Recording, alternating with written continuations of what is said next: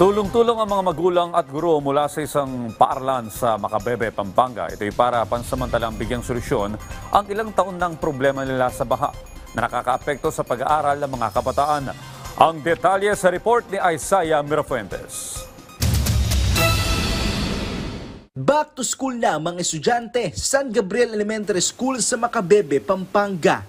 Pero ang paaralan ay lubog pa rin sa baha.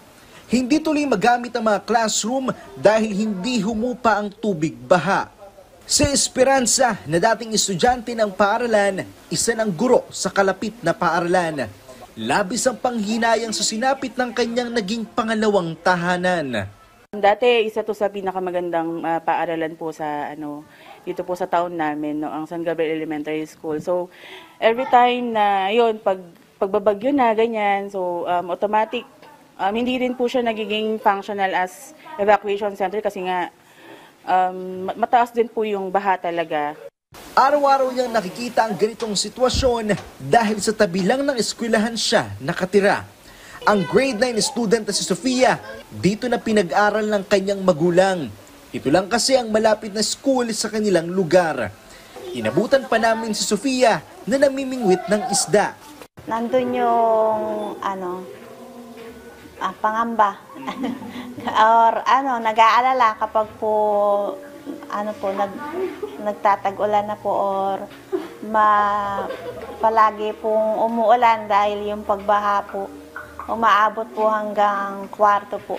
Ganito yung daan na dapat daanin ng mga estudyante dito para makapunta doon sa kanilang classroom. At titingnan nyo, pati itong covered court nila, dating palaruan na ginagamit tuwing flag ceremony, lubog na rin sa baha.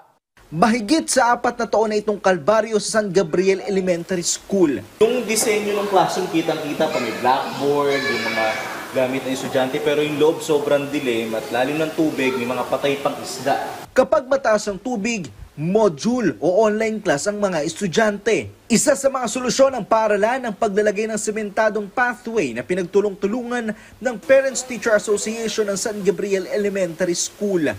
Hindi lang ang paaralang ito ang lubog sa baha dahil maging mga bahay sa paligid nito ay hindi na nagagamit ang unang palapag. Magyang likod ng eskwelahan nga na dating palayan ay tila naging dagat na. Siguro sir, sa mga kalapit bayan namin na medyo mataas sa amin, nagpapakawala ng tubig, ganyan, pag sobrang laki na yung tubig nila, tapos bubuksan yung mga dito babagsak sa amin sa Macabebe. Ang nakikitang dahilan ay ang unti-unting pagtaas ng tubig sa ilog, kaya umaapaw ito hanggang sa kalupaan. Ayon sa opisyal ng Barangay San Gabriel, sinisiguro ng pamahalaan ng Macabebe, Pampanga na gumagana ang mga pumping stations para kahit papaano ay mapigilan ang pagtaas ng tubig. Isaiah Mirafuentes para sa Pambansang TV sa Bagong Pilipinas.